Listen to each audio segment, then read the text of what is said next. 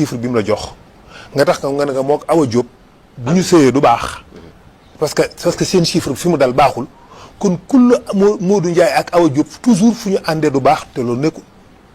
bu Modou Ndiaye ak Awa Diop àndee sëy doxul beneen Modou Ndiaye ak Awa Diop sëy nañ feneen mu dox wax nga dëgg du dëgg kon mbir mi mënul nekk tur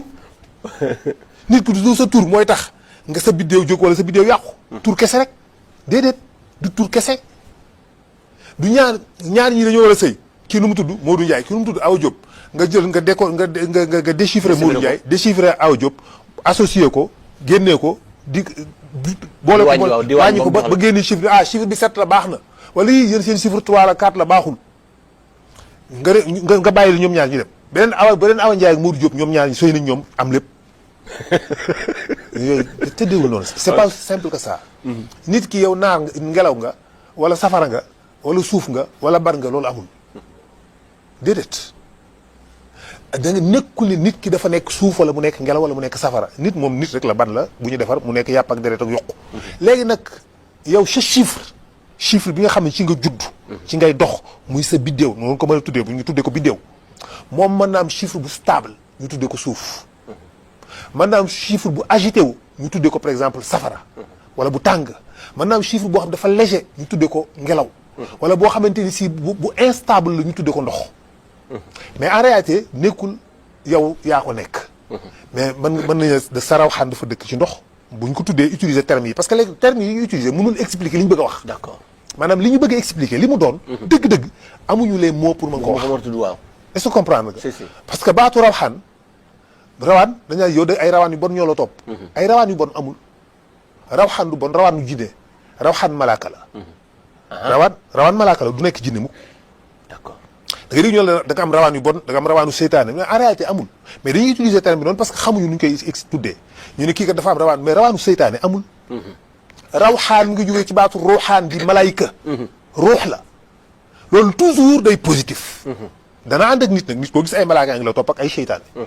day ànd ak yow mais lu positif la nekkul loo xam dafay lor wala muy gaañ wala mu lay gàllankoor non au contraire lu baax la lay defal ak yooyu donc boo amee leneen lu négatif loolu jinne la rab bu la topp la seytaane la li négatif mais nekkul ni rawaan donc c'est des choses yoo xamante ni si parfois c'est difficile nit ñi mën a am les mots exacts pour mën ko tudd mais nit ku nekk sa tur sa date de naissance sa heure de naissance xam nga ak sa turu wayjur yooyu yëpp dafay contribuer ci sa taxawaay ban moment nga juddu ban période nga juddu ban bis nga juddu ba ci heure bi même daf ciy joué xam nga di gis ñaari seex kii mel nii kii mel nii waaw te ñoo bokk benn biir ñoo bokk lépp ñoo bokk bis bu ñu judd ñoo bokk bis bu ñu juddoo ci benn biir bi mais kii day mel jikko bi kii am kii ñàkk kii bon kii baax kii réew kii nangam parce que bokkuñu tuuti lañ différence mën nañ tudd kii tudd Ousseynou kii tudd Assane kon différence tour am na mais kii mën na judd 1 minute après wala 5 minutes 30 minutes 1 heure de temps keneen ki judd kon donc am na benn heure bu mu ko rawee am na déclenchement bi daf ciy joué c'est important macha allah donc voilà c'est très compliqué macha allah am na solo xam naa nag waxtu waa ngi daw ñu ngi nuyu baax suñu nijaay tonton Codé Diaw moom dafay bàyyi xel ma nga Ndar macha allah ñu ngi koy nuyu baax di ko ziar macha allah taala ci leetu xat bi ñu ànd dem ziar ci Seydina Cheikh ñu ngi koy nuyu baax di ko ziar léegi nag ci njàngat bi la ñuy dugg mais ci biir njàngat bi man dama bëgg ñu delluwaat ginnaaw ca mbindum maam Adama man foofu laa bëgg nga ñëwaat ci ak ñun fàttaliñ parce que histoire bi ni nga ko doon nettalee dafa am lu mu bàyyi ci man lu mu des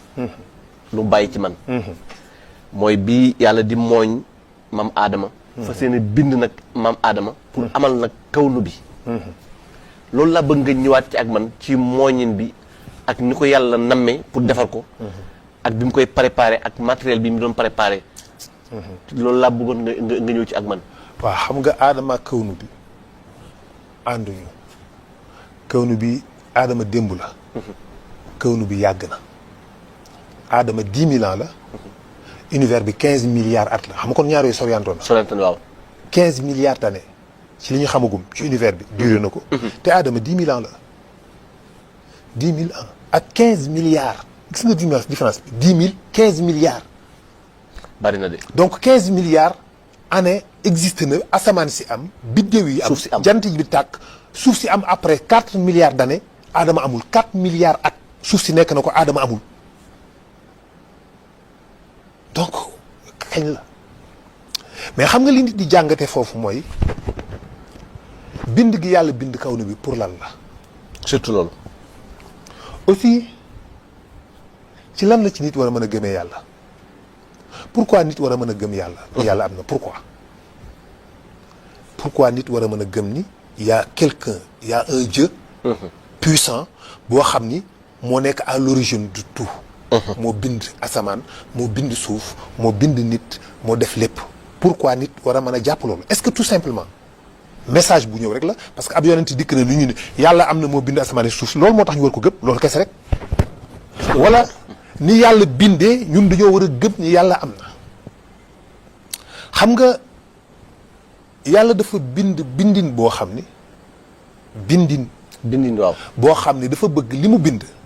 ñu xam ne am na ku ko defar est-ce que comprendre nga. bu fekkoon ni tey jii tey loo bind rek buñ ko xoolee rek dañuy xam ni ki def lii la bëgg moo tax. kon da ngay yaa ngi naan ki ko def ki def lii de. nangam la bëgg. nangam la bëgg. xam nga déjà dafa am benn xale bu ànd ak papaam ci plage papaam découvrir l'existence des trous noirs. les trous noirs mënoo ko gis nii à l'œil nu. maanaam amul mënoo ko gis fii nii. mu xam ne am na mënu ko mais boobu mi ngi ko doon tuddee des étoiles sombres maanaam biddéew yu lëndëm. noonu la ko papa ji tuddee. biddéew yu lëndëm waaw mu ne doom ji am na ay biddéew yu lëndëm maanaam biddéew yoo xam ne doo ko gis mais am nañu mais kenn du leen gis. doom ji ni ko papa naka nga mën a xamee ni existence loo xam ne kenn du ko gis. laaj la de. est-ce que yaa ngi dégg wax ji c'est très important question bi. naka nga mën a xamee nangu gëm. existence loo xam ni kenn gis ko. papa ji gis ay empreinte ci tefes gi. maanaam fu nit jaar. mu ne doom ji lii lan la empreinte su nit la bu ne ko waaw.